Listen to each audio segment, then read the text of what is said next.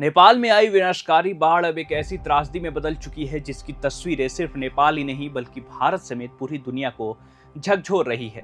मौत का आंकड़ा बढ़कर 392 पहुंच चुका है। करीब 1500 लोग अब भी लापता है और इनमें सैकड़ों विदेशी नागरिक शामिल है। सबसे बड़ी चिंता भारत के लिए है क्योंकि लापता लोगों में करीब 290 भारतीय नागरिकों से अभी भी संपर्क नहीं हो पा रहा है। नेपाल और तिब्बत की सीमा के पास आई इस आपदा ने देखते ही देखते पूरे इलाके को तबाही में बदल दिया है। रिपोर्ट्स के मुताबिक बर्फ और चट्टानों के बड़े हिस्से के खिसकने या हिमनद से जुड़ी घटना के बाद अचानक भारी मात्रा में पानी, मलबा और कीचड़ नीचे की ओर बह निकला। इस तेज जन सैलाब ने नेपाल के कई इलाकों में घरों, सड़कों, पुलों और दूसरे इंफ्रास्ट्रक्चर को भारी नुकसान पहुंचाया है।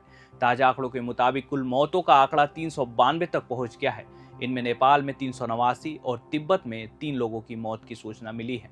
वहीं दोनों तरफ मिलाकर 1468 से ज्यादा लोग लापता बताए जा रहे हैं। लेकिन राहत एजेंसियों और प्रशासन के लिए सबसे बड़ी चुनौती ये है कि कई प्रभावित इलाके पहाड़ी और दुर्गम हैं, जहां सड़कें और पुल टूट जाने के कारण पहुंचना बेहद मुश्किल हो गया है।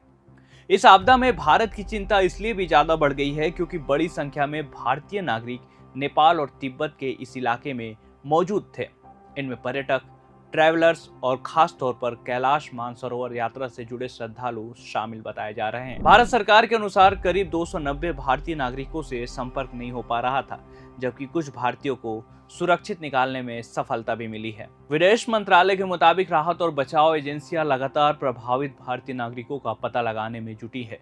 नेपाल में भारतीय दूतावास स्थानीय प्रशासन के संपर्क में है। वहीं चीन के तिब्बत क्षेत्र में फंसे भारतीय नागरिकों को लेकर भी कोशिशें जारी है। भारत ने नेपाल के लिए राहत सामग्री भी भेजी है, जिसमें दवाइयाँ, खाने पीने का सामान और आपदा राहत से जुड़ी जरूरी सामग्री शामिल है। लेकिन इस त्रासदी के बीच एक नई चिंता भी सामने आ गई है। रिपोर्ट्स के मुताबिक प्रभावित इलाके में एक बैरियर लेक यानी प्राकृतिक अवरोध से बनी झील तैयार हो गई है।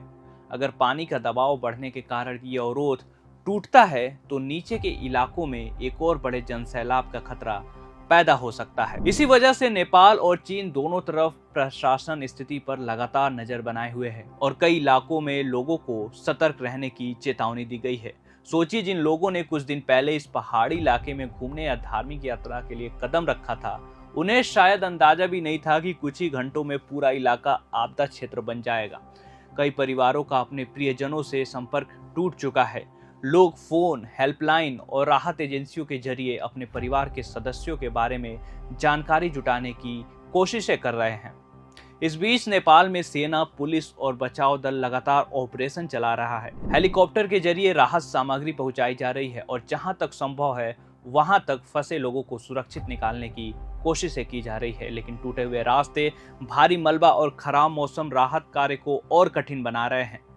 392 मौतें, करीब 1500 लोग लापता और करीब 290 भारतीयों से संपर्क नहीं। नेपाल और तिब्बत की सीमा पर आई ये आपदा अब सिर्फ एक प्राकृतिक दुर्घटना नहीं बल्कि एक अंतर्राष्ट्रीय मानवीय संकट बन चुकी है।